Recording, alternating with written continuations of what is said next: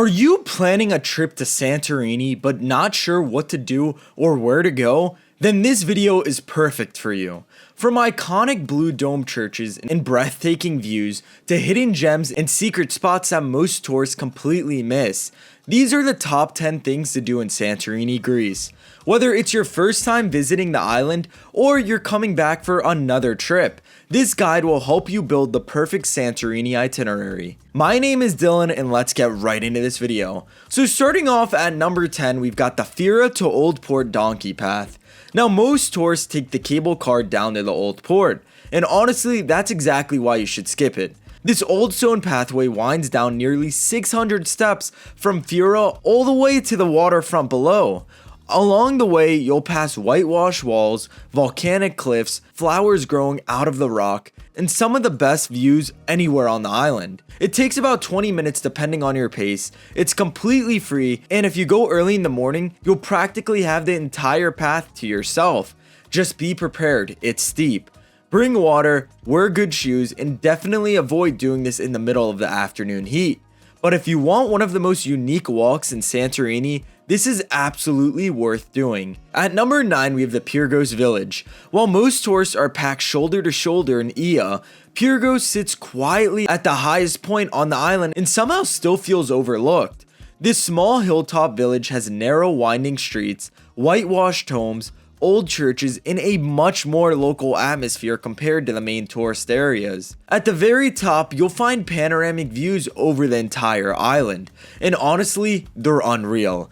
What makes Pyrgos special is how calm it feels. No giant crowds, no constant noise. Just a slower, more authentic side of Santorini. If you can, come here around sunset and grab dinner at one of the local tavernas. The food is incredible, the prices are way lower than Ia, and it ends up being one of the best experiences on the island. Now at number 8 is the famous Fira to Ia hiking trail, and this is easily one of the best things you can do in Santorini.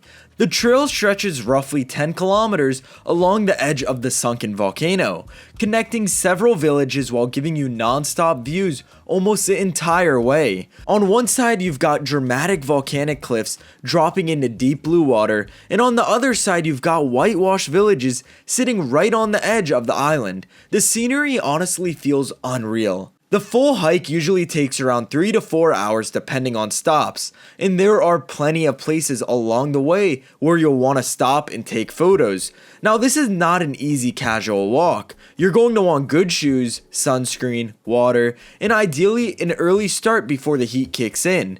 But if you enjoy scenic hikes at all, this is one of the most rewarding experiences in all of Greece. Now at number 7 we have something a little different. Eat at a local cantina. One big mistake tourists make in Santorini is spending a lot at fancy cliffside restaurants that are more about the view than the food. Instead, look for small local restaurants tucked away from the main tourist strips. These are called cantinas. You'll recognize them immediately. Handwritten menus, plastic chairs, local families eating there, no employee outside trying to pull you in. And this is where you'll find some of the best food on the island. You'll find authentic Greek food that tastes incredible and costs a fraction of the tourist restaurants. This is one of the easiest ways to save money while also having a much better experience. Now coming in at number 6, we have the ancient city of Akrotiri. And this place surprises almost everyone. Most people don't realize Santorini is home to one of the best preserved prehistoric settlements in the world. Over 3,000 years ago, a massive volcanic eruption buried this entire city under ash, preserving it almost like Pompeii. History lovers are going to love this place. Plan for about 2 hours here and try to visit in the morning before tour groups arrive. And while you're down here, make sure to combine it with the Red Beach right nearby. Now at number 5 we have the Red Beach. And yes, this place really does look like the photos. Massive red volcanic cliffs drop straight into bright turquoise water, creating one of the most dramatic landscapes anywhere in Greece. The contrast between the dark volcanic rock, the red cliffs, and the blue water almost looks edited in person. It's only about a 10-minute walk from Akrotiri, which makes it easy to combine both stops together. Now this beach can get crowded during peak season, so the earlier you go, the better. Morning light here is incredible for photos, and the water usually is calmer too. Even if you don't spend the whole day swimming, this is absolutely one of the must-see places in Santorini. Now at number 4 is a sunset sailing tour around the sunken volcano. Yeah, it's touristy, but there's a reason for it. It's one of the most unforgettable experiences in Santorini. You'll sail past volcanic islands, cliffs, hot springs, and hidden coves while watching the sunset from the water. Seeing the island from sea level gives you a whole new perspective.